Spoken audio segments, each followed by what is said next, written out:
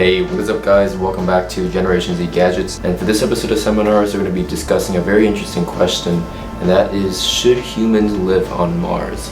And I hope you guys have been enjoying these space exploration related videos I've been doing recently on this channel. I certainly really enjoy making them, and I hope you guys enjoy hearing my thoughts. I've organized this video into several sections. The first section is discussing the pros and cons of humans on Mars, and then we're going to move on to some of the difficulties and feasibility of actually having human manned Mars missions, and then we're going to also talk about the timetable regarding the most realistic timetable for when you can expect these things to come out, for humans to go to Mars, for newer rovers to land on Mars. So there's a lot to talk about today, guys, and I'm really excited, so let's get going. Before we start, I just wanted to let you guys know I am in Hong Kong, and I hope you enjoy the view in the background of Central, and I'm only going to be here for a few more days, but I thought, hey, let's make a video and film a really gorgeous background. I would like to start with the pros, because there are actually a lot of pros that people may not realize when it comes to Mars missions, other than the obvious ones. So the first pro of humans on Mars is that it will solve the overpopulation issue on Earth. So while there are dwindling populations on certain countries on this Earth, the overall collectively as a world population, we are growing.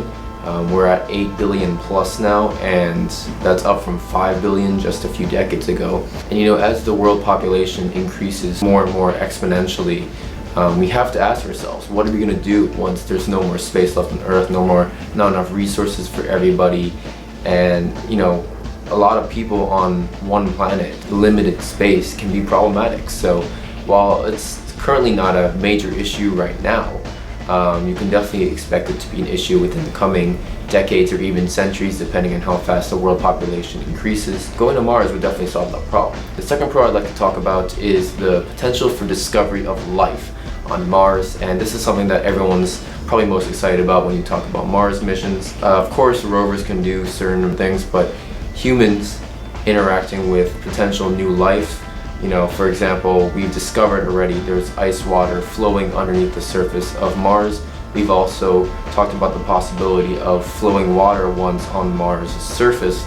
So, there's a lot of potential for life on Mars, and it's a big planet, and I think if humans were able to interact with those Mars life, that would actually be really interesting, something straight out of sci-fi movies, but I think it would be really cool. So that's another pro, I think, for sure. The third pro I'd like to talk about is valuable natural resources. So Mars has a lot of resources that Earth just does not, and it also opens up the possibility for further trade and for just new things to be discovered. Any traveler in general, whenever they travel to a new place, they discover a lot of really rich materials that didn't exist in their home. So they actually end up not only initiating trade, but being able to build better things. And I think that's one of the things we'd be able to do if we took a look at Mars's resources and their materials. The fourth pro is that it will significantly accelerate technological advancement here on Earth. So with the space race back in the 1960s, that was a huge technological spike for many countries around the world, and it sort of died away around the turn of the century, but now it's sort of springing back to life. And I think if we focus on Mars missions, and if humans actually end up going to Mars, they'll have resulted in a serious, great technological advancement on multiple fronts for Earth, and that's definitely a good thing. Good for my channel too. The fifth pro is the beginning of further space exploration. Mars is only the first. Unfortunately, we stopped doing moon missions, but even if we start those again, Moon and Mars missions will definitely be the first stepping stone to exploring other planets, other moons, just the solar system in general. Very similarly to how the Earth was once used for exploration, now it's going to be the solar system, which is very widely, there's so many things unknown about the solar system, and I think it's a really good step to first colonize Mars. And then finally, the last pro I want to talk about is that this will be the beginning of something new. This will be the beginning of what I like to call, which I don't think is a real word, but it's universalization. And basically it's like globalization. With globalization, you had a lot of intermingling between people from all over parts of the world coming together, forming new relationships, forming new structures, new technology, new innovations, everything, just creating new societies. And I think we'll have a very similar thing with universalization, in the sense that even if there are no other existing life out there, I think it's really important for humans to make themselves a multi-planetary species, and they'll only accomplish that by traveling to Mars, colonizing Mars, and having Mars be humans' second home. So we've talked about the pros, now let's talk about some of the cons. There's definitely a lot that I need to cover. So the first con is the high cost. So despite how cool the idea would be to travel to Mars, it would be a very high cost. NASA estimates over $20 billion just for one manned Mars mission, and that probably doesn't include a lot of things they aren't accounting for. So it's going to be a huge project, and it's definitely going to create sort of like a stoppage within Earth. Like everyone's just going to stop and watch and see what happens.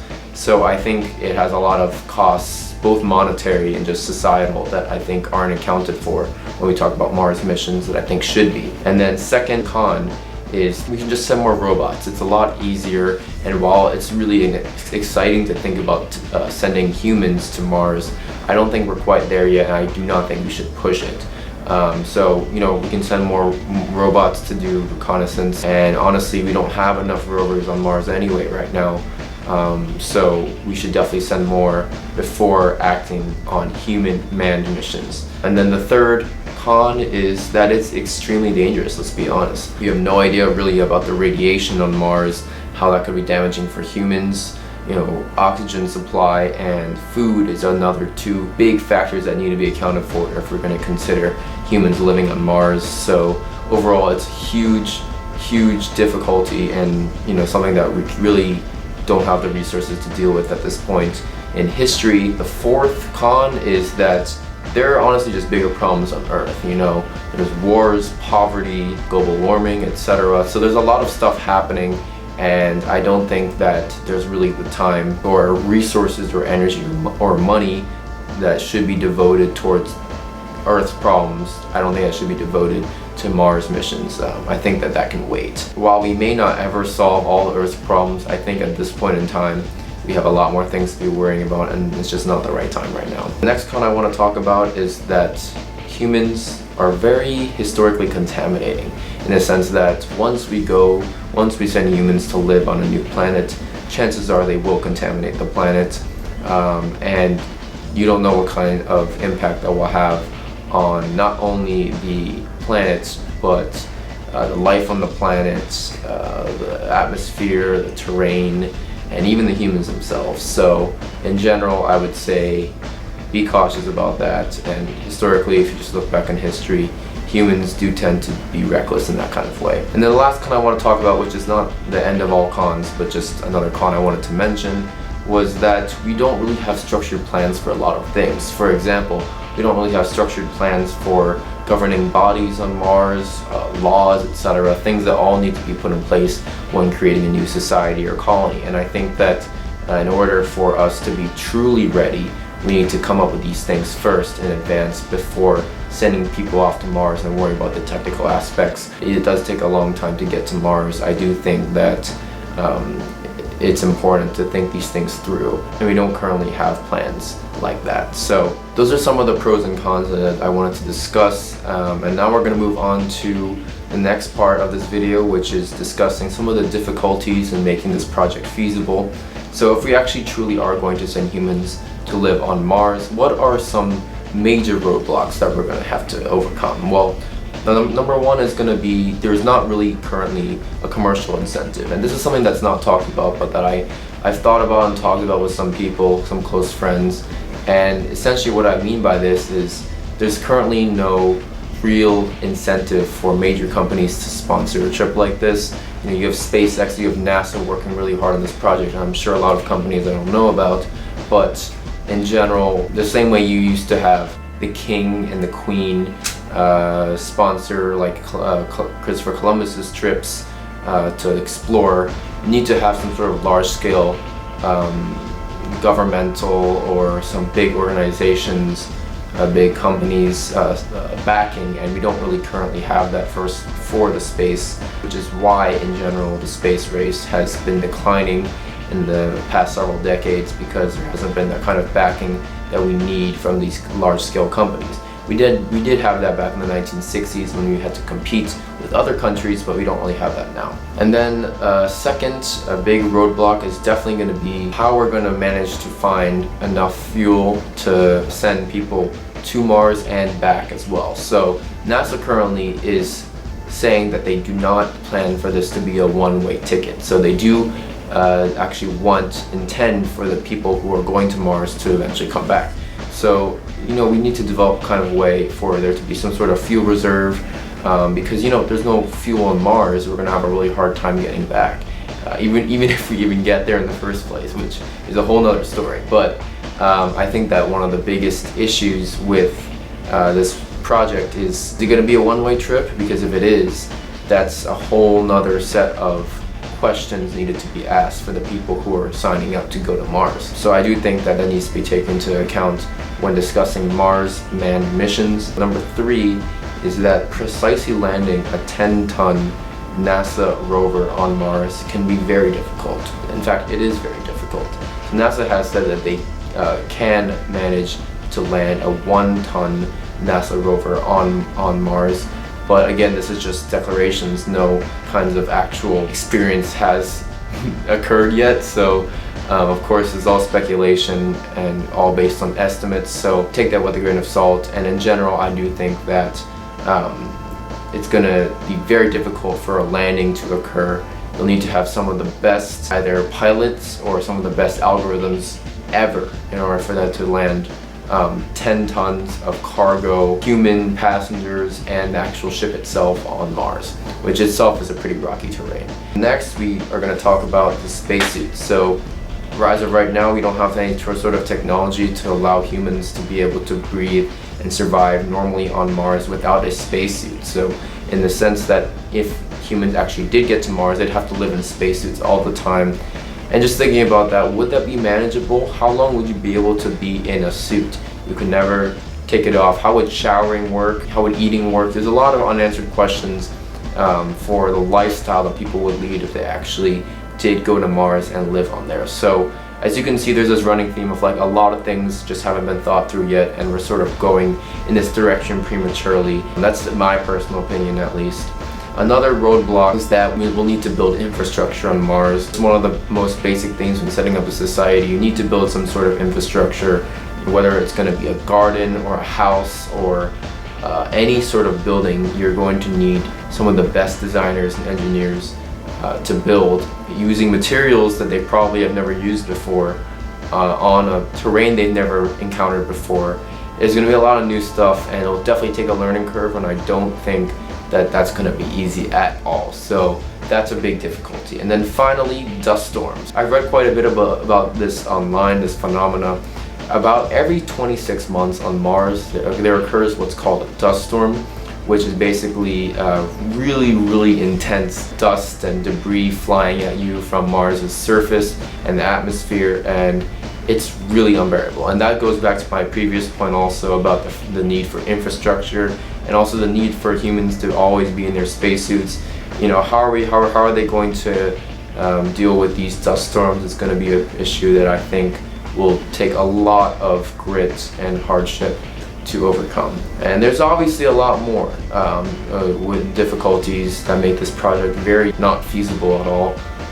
So yeah, but I do think there's a high chance it will happen at some point, and if I were to give a timetable, this is what I would give based on what I've been reading online. So, the timetable. So I've talked about SpaceX before. I made a SpaceX video.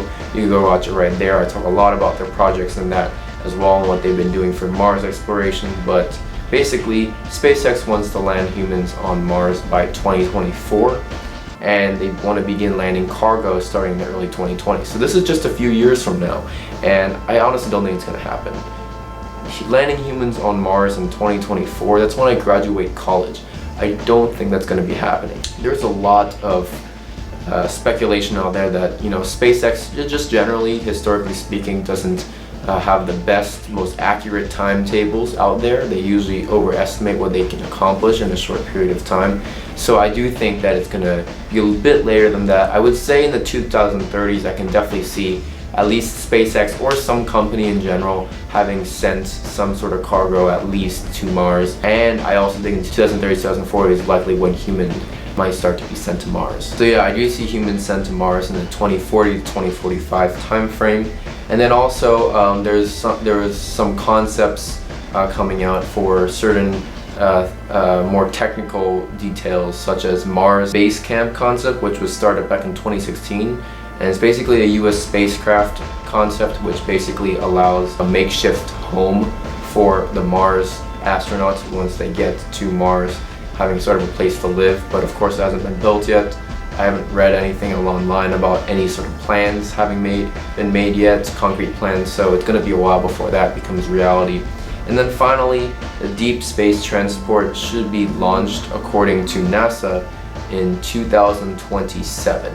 Which is crazy to think I'll only be 25 years old, but yeah. And basically what its purpose is it's going to be a vehicle that is going to remain in Martian orbit for there to be a launch window for a return. So this is sort of NASA's plan to get astronauts back from Mars to Earth, and it's going to be launching in 2027, which means they'll probably arrive and orbit around Mars by 2030 if everything goes right. And then when humans actually do arrive in 2030s or 2040s, they'll actually be there ready to blast off and go back home. So anyway guys, that's it for this video. I hope you enjoyed. I really tried to give a very organized look at, the question, should humans live on Mars? And you can tell me in the comment section below, do you agree with me? I personally don't think that it should occur anytime soon, but do you think otherwise? Do you think we're ready? Let me know in the comment section down below. If you enjoyed this video, make sure to leave a thumbs up and subscribe to my channel. I would really appreciate it. And watch some of my other videos, both on technology and space and lots of cool sci-fi stuff. I think you guys will really enjoy. And I make new videos every Monday, Wednesday, and Friday on this channel, and every Tuesday and Thursday on my Apple Products Only channel. So anyway guys, thank you so much for watching this video. And as always, I'll see you in the next video.